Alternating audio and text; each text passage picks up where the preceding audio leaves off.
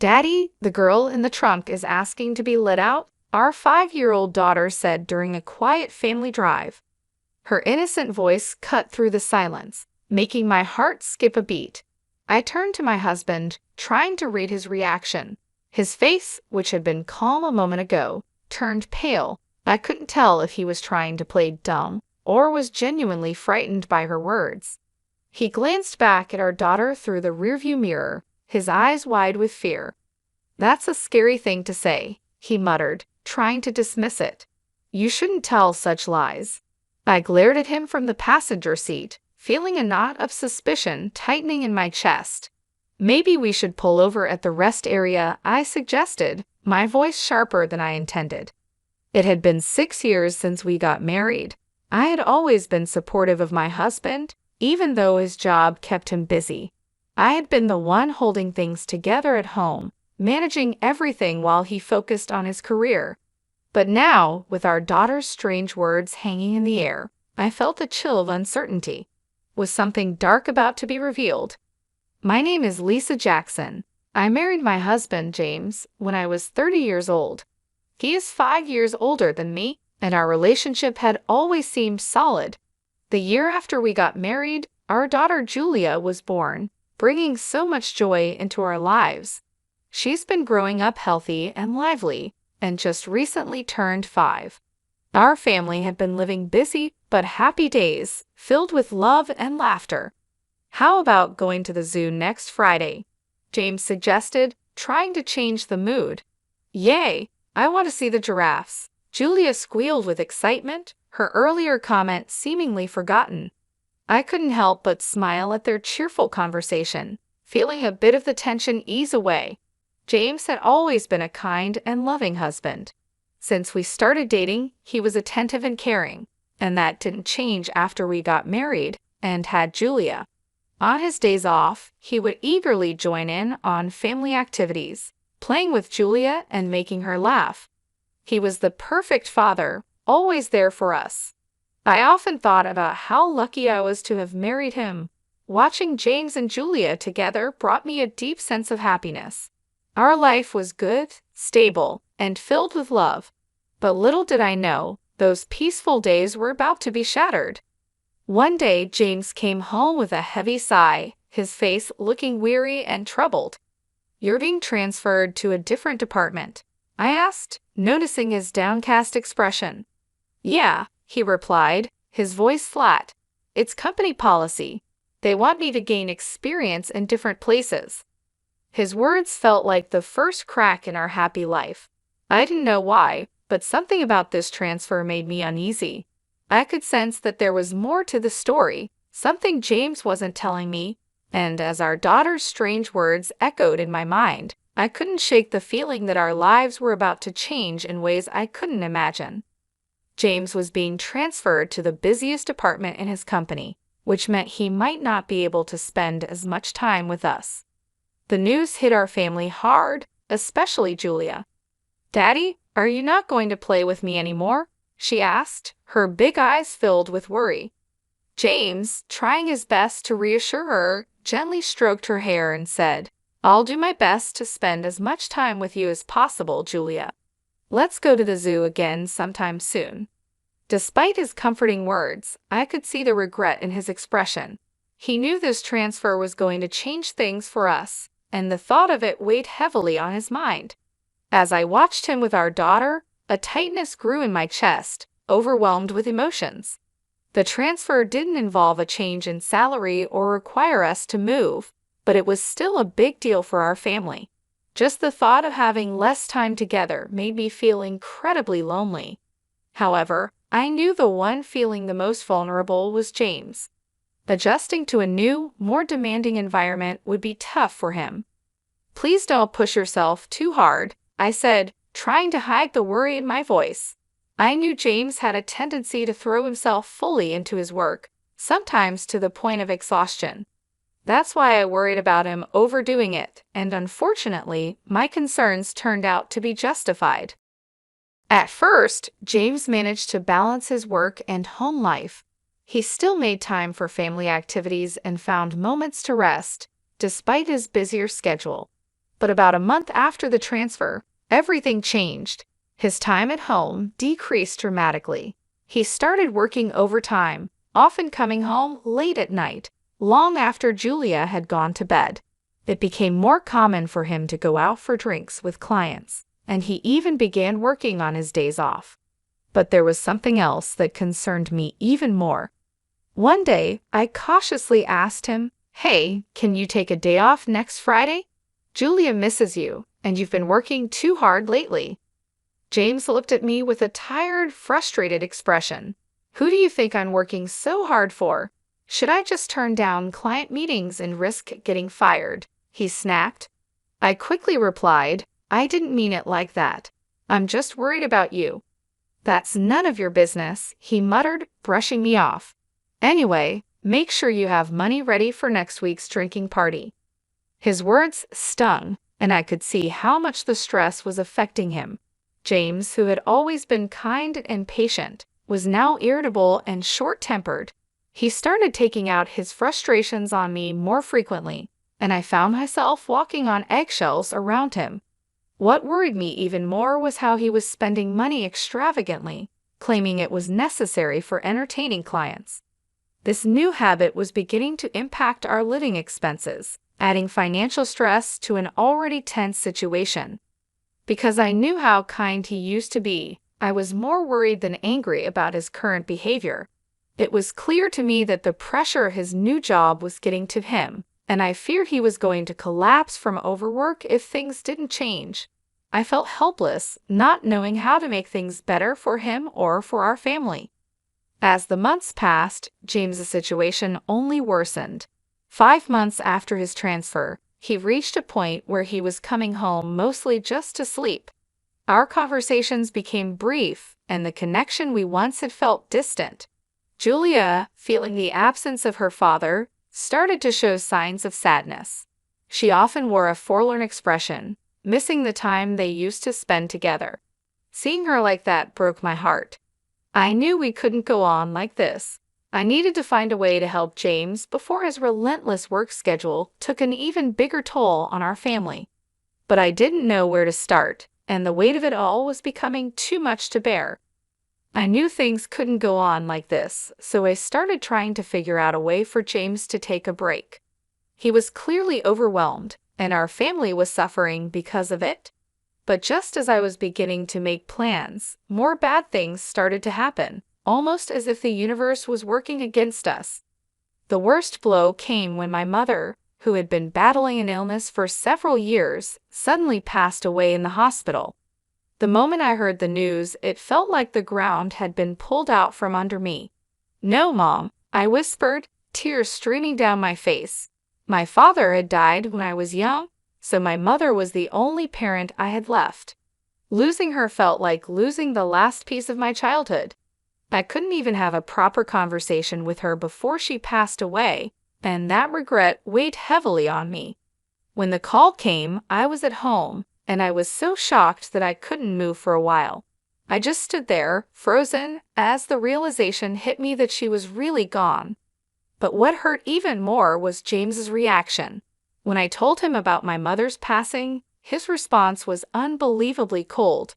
"Hey, do I have to go to that funeral too?" he asked, his voice completely devoid of sympathy. I stared at him, my eyes wide with disbelief. Yes, the relationship between James and my mother might have been distant, but she was still his mother-in-law. She was family. I couldn't understand how he could be so indifferent, especially at a time like this. "What are you saying?" "Of course, you have to go," I replied, trying to keep my voice steady. "It's a family funeral." "Don't get mad at me," he muttered, rolling his eyes. "Oh, why does this have to happen now? I had plans too." His words cut through me like a knife. In the past, James would have comforted me, perhaps by rubbing my back and grieving with me together. But now, as he sighed in dissatisfaction, he seemed like a completely different person from the one I had promised to spend my life with. Naturally, he didn't help with any of the preparations for my mother's funeral. I arranged everything alone, feeling more isolated than ever. On the day of the service, James remained silent and sullen. He didn't offer any support or comfort, and after the funeral ended, he simply said, "It's over now, right? I'm heading home first," and left without helping with the cleanup. I was initially confused by his reaction, but by then, I had lost the energy to be angry. I was simply bewildered and deeply disappointed in him. No matter how busy or stressed he was from work, his behavior at the funeral was unacceptable. When did my husband become such a cold person? Despite feeling frustrated with him, I finished cleaning up with Julia by my side. She was too young to understand everything that was happening, but she could sense that something was wrong and did her best to help me. "Mom, Julia will help you," she said, her small voice bringing a bit of comfort to my aching heart. After the funeral, I decided to stop by my parents' house for a short while. It wasn't far from our home, and I wanted to say a final goodbye to the place that held so many memories of my mother. Although it was a sad visit, I felt it was something I needed to do for my own peace of mind. When I arrived at my parents' house with a heavy heart, I took a deep breath and walked inside. The house felt empty, a shell of what it used to be. As I stood in the living room, surrounded by the remnants of my mother's life, I felt a wave of sorrow wash over me. But before I could even begin to process my feelings, something unexpected happened. "Mom, wait a moment," Julia suddenly shouted, her voice filled with urgency. "Huh, Julia, what's wrong?" I asked, startled by her sudden change in behavior. As soon as we arrived at my parents' house, Julia's expression had shifted dramatically. Without another word, she dashed straight into the back room, leaving me standing there, puzzled and concerned. I quickly followed her, my heart pounding with a mix of anxiety and confusion, wondering what could have caused her to react like this. I had taken Julia to visit my mother's place several times before, but I had never seen her act like this. Curious and concerned, I hurried to follow her as she moved with a sense of purpose. Julia stopped in front of the dresser, her small hands reaching for the second drawer from the bottom. It was as if something was drawing her to it. "Mom, Grandma wants you to have this," she said, holding up an old hand mirror.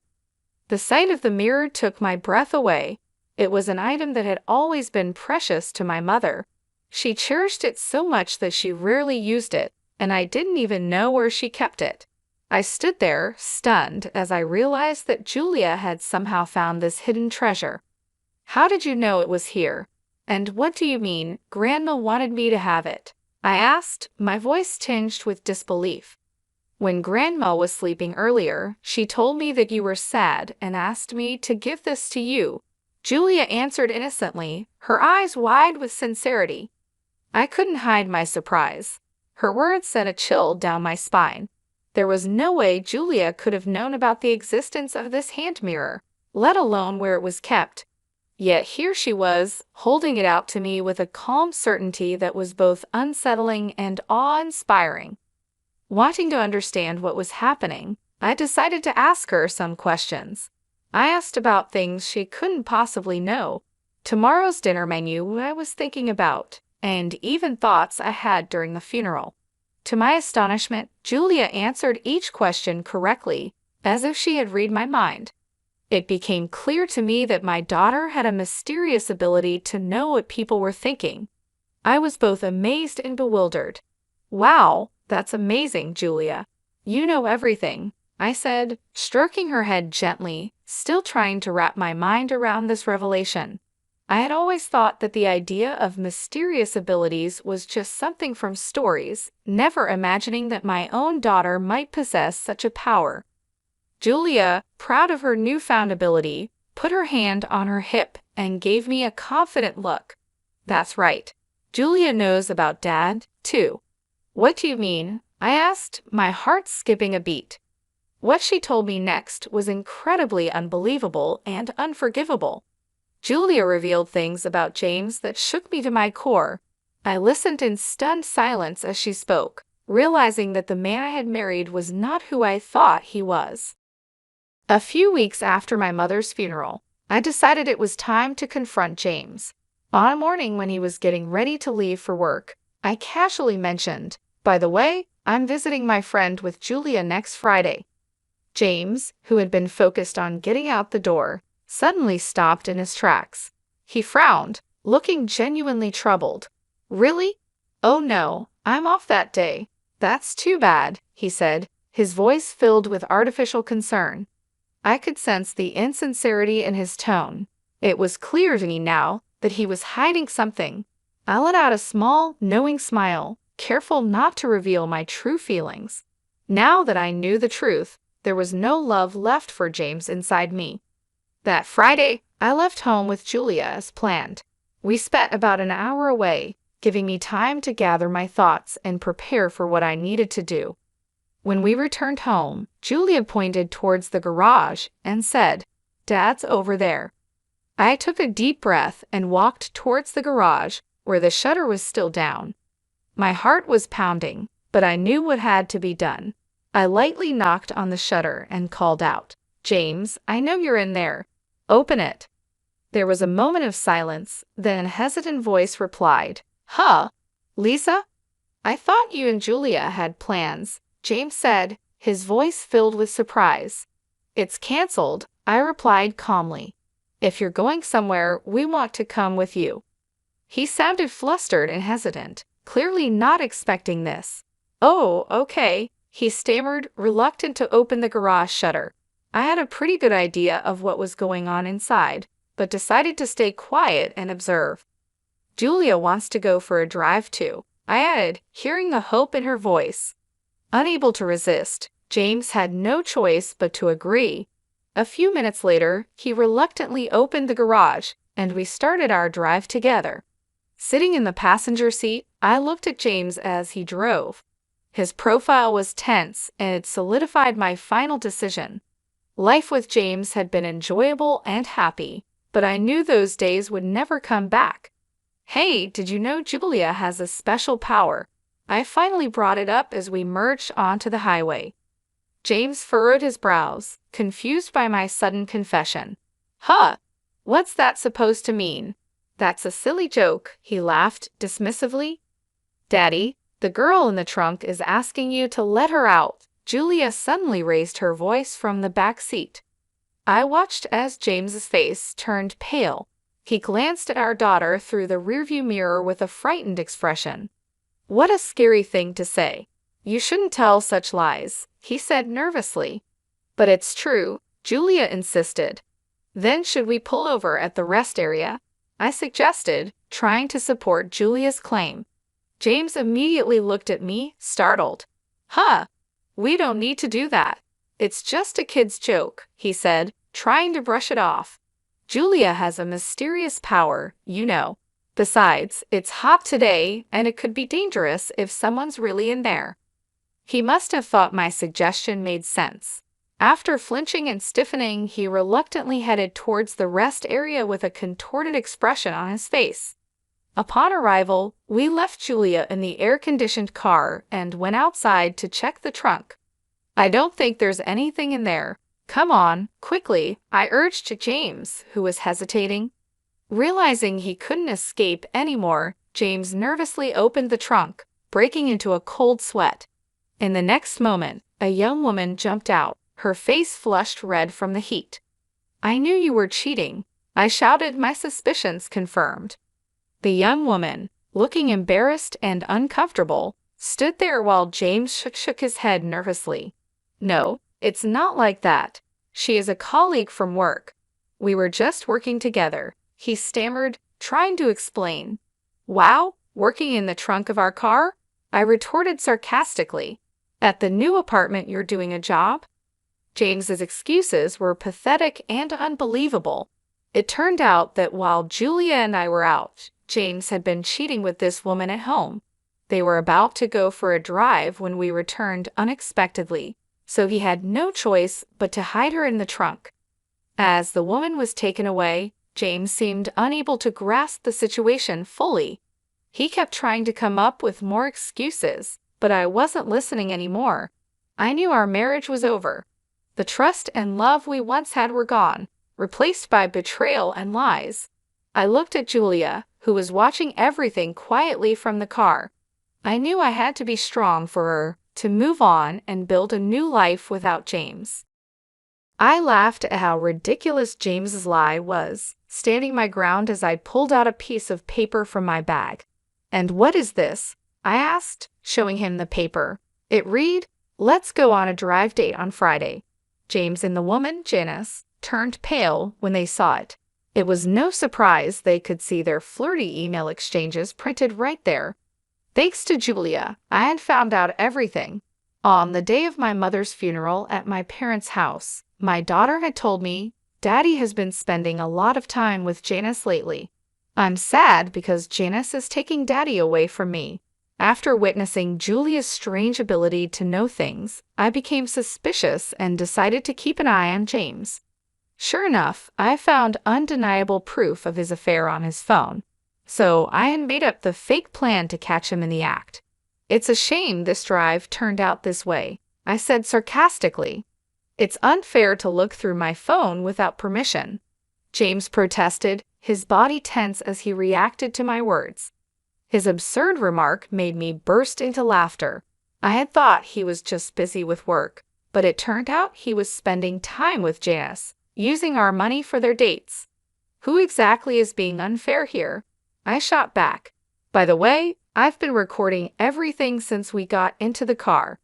Remembering all the wrongs James had done, I pulled out my phone from my pocket. I had secretly pressed the record button to capture everything, and the evidence I had wasn't just messages and this video. I also set up hidden cameras in our house and garage. "And Janice, I know everything about you too." Under my relentless confrontation, they both turned white as sheets. I was furious with James, but I couldn't forgive Janice either. I had thoroughly investigated my husband and figured out who she was. Janice was a 27-year-old new employee who worked with James in his new department. From the messages, it was clear she knew about me, yet she still went ahead with the affair, making her just as guilty. "Oh, sorry, Lisa," James whimpered, clearly not expecting to be cornered so perfectly. His pitiful attempt to plead with me only filled me with more disgust. I glared at both of them with all the anger I could muster. "I won't forgive either of you. Get ready to pay alimony." Hearing my firm words, and perhaps realizing their fate, both of them collapsed to their knees. After that, I divorced James. The fact that I had recorded everything and gathered all the evidence paid off. They were ordered to pay $500,000 in compensation. I was also able to get $1,000 a month in child support from my husband. But their troubles didn't stop there. I heard that news of their affair spread throughout the whole company, especially since they worked in the same department. This made things very uncomfortable for them, and eventually, they broke up. Their coworkers started to disapprove of them, and in the end, they had no choice but to resign. Now, I've heard they're struggling with the burden of the compensation payments and are left with nothing. Meanwhile, I'm enjoying peaceful days with Julia. I'm focused on giving her lots of love and support, knowing she has a special gift. I want to make sure she grows up happy and well taken care of.